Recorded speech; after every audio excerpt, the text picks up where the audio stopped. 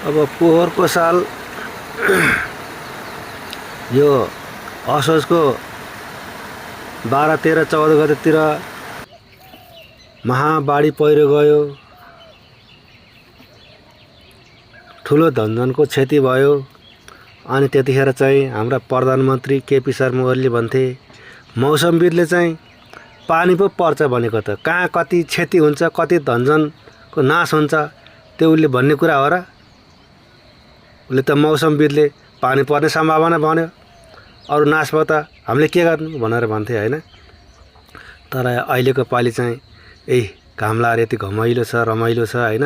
त्यसकारणले अब मौसमको कुरा भन्न सकिँदैन र हो राज्य व्यवस्थाको कुरा पनि भन्न सकिँदो रहन्छ। जेनजी आन्दोलन पनि अब यति क्षति होला भनेर सोचेको थिएन, आन्दोलन पो हुन्छ भनेको थियो त।